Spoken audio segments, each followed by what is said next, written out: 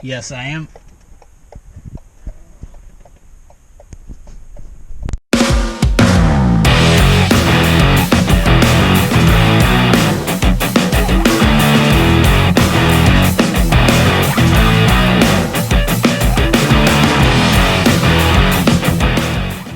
Your hustle got to be strong in this industry, as in any other industry. Alright, so as you can see, I'm not in the van.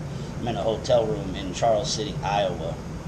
So, where I left off is I was dropping off in Dubuque, which I made that drop off. I had a pre-booked load picking up out of Cedar City, I believe it was, Iowa. It's about 68 miles away. Got over there. Just before I pulled in there, I had the battery light come on the dashboard. So I'm like, shit. I had that come on a few times prior, but it had been its startup. So I thought I had to do with my battery. I'm figuring, okay, I've probably got a battery that's going bad, so I'll get the battery replaced. This is the first time it came on while I was driving. So I pulled into my pickup, hopped in the back, went and looked at my inverter, and I seen that I wasn't reading any voltage. Now, I'm thinking automatically, obviously, alternator, but at the same time, like, well, I mean, maybe it could be some wiring or whatnot. So I went ahead and turned the inverter off, turned the switch off, going to the auxiliary batteries to charge them. Went ahead, got loaded, went down to AutoZone, right down the road to AutoZone. As soon as I pulled into AutoZone, battery light went off. Had them come out and test the battery and the alternator. Everything tested good. Now, I know, I was already thinking, should I go ahead and back out of this load right now? Should I, go ahead and take the load, take my chances? Obviously, I took the load, took my chances, and my thinking was, it didn't deliver until the following morning. It was only 500 miles. I'm thinking, okay, if this alternator or battery tests bad, I'm going to go get it taken care of real quick, and then I should still have time to, if I can get it done the same day, which the city I was in wasn't too bad of a city as far as size-wise, had, multiple options for repairs. So, ended up checking good. So now I'm just thinking, okay, I just want to get this load done, then I'm going to try and start heading towards the house, because I had the diesel heater issue that I need to take care of, and then now this is happening, so I'm like, okay, I got to get to the house. So I get about 130 miles up the road, cruise control kicks off. I'm like, that's odd. I'm thinking, was it a gust of wind? Did I touch a button I didn't realize I touched? Just kind of like, what was that? So re-engaged the cruise, which it re-engaged, but then about 30 seconds to a minute later, it disengaged again. I'm thinking, oh shit. Like, really? Now I'm having issues with my cruise? So then the cruise got to the point that it wouldn't even engage. I couldn't even, I could turn it on, but I couldn't engage it at any speeds. And prior to that, I had hurried up and was like looking up on YouTube and whatnot on issues with cruise control kicking off, and it said that there's a couple of sensors. So I'm thinking, okay, no big deal, a couple of sensors. But I'm just like, now I got the possible alternator battery issue, the cruise control, the diesel heater. I'm like, oh my shit. And then a few minutes later, the message for check your brake system comes on. I'm like, oh, obviously something's crazy wrong now. And then a couple more lights light up, then the entire dash lights up, and then all the needles go dead, and the dash goes blank. Still got power at this point, still driving, but all this is happening, and then, obviously getting a loss of power and pulled over off to the shoulder and had to try to get a tow. So I was broke down on the side of the road near Mason City, Iowa, which is about 30 miles west of where I'm at right now. Now, mind you, this happened at about, I want to say 11:30ish, 11:45 Central Time. So I immediately, my first thing is I start looking for Ford dealerships. I prefer to use Ford dealers because of the warranty coverage. I don't want to use Joe Bob's Garage in Iowa, and then I break down on the East Coast or down south, and Joe Bob doesn't offer any kind of warranty besides, oh, well, get the vehicle back here and we're going to take care of it. Can't handle that when you're doing OTR. So that's why I like to use Ford. Alright, so I'm in Iowa. I'm heading for Fargo. So I'm kind of in nowhere. There's really not a lot around me. So calling a couple Ford dealers, nobody's got the part in stock. First couple saying can't get you until next week. Then I find a shop that says they can get the part, a Ford dealer, they can get the alternator next day, and they said they can get me in to get it taken care of the next day. So that's what I went with. So at the same time, I'm trying to nail down those details. I was trying to get a tow.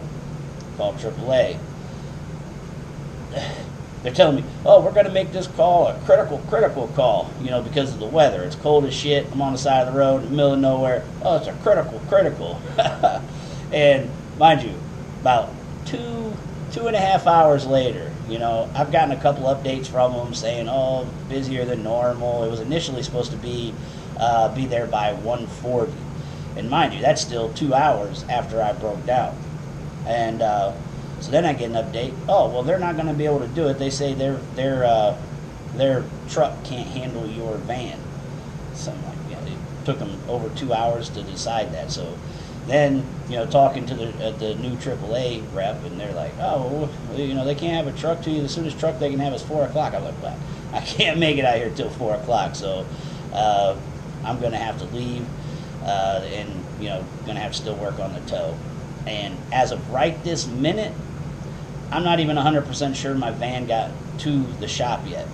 My driver, well, I'll get to that in a second. But anyhow, so I called the Ford dealer that I'm getting the work done, asked them if they could by chance use their shuttle driver to come pick me up and take me to the hotel. And they agreed to do so, which was cool because that's, about a half hour to me and a half hour back.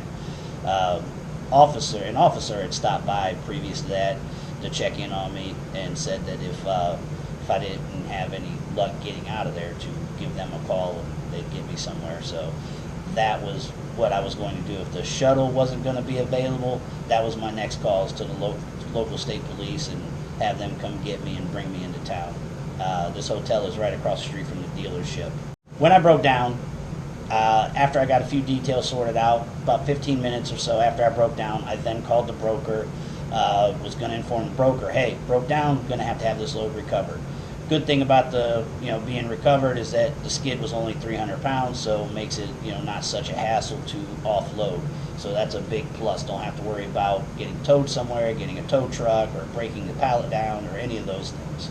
As I'm on the phone with the broker, telling them that I'm broke down, I realized, damn, my driver is up in Minneapolis area. So I mapped it out, and he was only 168 miles from my location. So at that time, I mapped it out, told the broker, I was like, you know what, never mind, I don't need to, have you guys, take me off of this or anything. I've got a unit that's, 3 hours out. I'm going to get that unit down here, and we're going to transfer it over, and we'll get this taken care of. So that's what we did. My driver got down there. He came all the way down here, had to pick me up at the hotel because the vehicle hadn't been towed yet, and that was about, I think that was going on around 5 o'clock Central. And so we went back to the van, got the freight offloaded. He brought me back. Now when he was leaving, on his way back heading towards Fargo, he said that he had seen my van on the back of a wrecker heading this direction. So I'm hoping when I go out there this morning, I'm going to look across the street and hopefully see my van. It's getting about time to where I can give them a call to check on it as well. If I don't see it physically, I'll give them a call and ask them if they received my van. So hopefully they received the van. My appointment time for repairs is 1 p.m. today. Checkout is 11. I'll probably sit here for a minute, give them a call once it's checkout time, ask them if the part has come in, check on the part status as far as delivery status, and be sure that they diagnose the vehicle before they just replace a part. Because when I told them, I believe it's an alternator, I want the alternator ordered, they was like, okay, we'll get the alternator on. I said, I still want you guys to check it out just to be sure. I said, I want it diagnosed just to be certain that's what it is. I'm 99.9% sure that's what it is, but let's just check it out first. So I don't want a part, just replace a part and then find out it's something else stupid or larger or whatever, and I'm wasting money, and time. So I'm just wanting to get that taken care of. Hopefully everything goes smoothly today and the van gets fixed Worst case scenario, I'm out of here by end of day. I'm going to shoot up into Wisconsin tonight, be kind of within reach of Minneapolis, and then things over in Wisconsin, and hopefully tomorrow morning we can get something loaded and get us back to Ohio, at least through the house long enough to grab that temperature sensor for the diesel heater, and we can get back to making money. I'll tell you what, guys, I ain't gonna lie, 2023 is kicking my ass. I mean, it is kicking my ass. This is by far the most stressful and just worst year I've had doing this. Now, mind you, and I'm not going to blame it all on just the industry. It's not just the industry. It's I've got a lot of personal stuff that I've been dealing with. A lot of things personally that is intertwined with the industry and the things with not having drivers quitting and vehicles being broke down, the insurance claim, like all of those things all combined has created the perfect shitstorm of 2023 for me. So just to let you guys know, just to help you guys understand, I'm not out here like prospering and just rich as shit. I'm struggling this year, but I'm fighting through it because I do love what I do. I want you guys to understand that. When this is the fit for you, you're not going to allow the lows to kick your ass and boot you out of the industry. You're going to find a way through it. If it's not meant for you, believe me, you'll be out of it pretty quick. And I just, as I said, I just want you guys to understand the realities of what's going on. It's not just easy peasy. It's not simple. It's not just you can go buy a course and everything's going to work out 100%. There's just so much ebb and flow, ups and downs. It's just is what it is. The industry is what it is. Anybody that doesn't know, my dad was a truck driver. He drove truck my entire life, so I've been around the industry all my life and understand all the ups and downs, the slow freight times, cheap rates, the prosperous times, the breakdowns, all of the stuff that goes along with it. And that's what I try to share with this channel. I just try to give you guys the reality of what everything is, and I try to be as transparent as possible with what everything is. So with that being said, I'm going to jump off here for right now.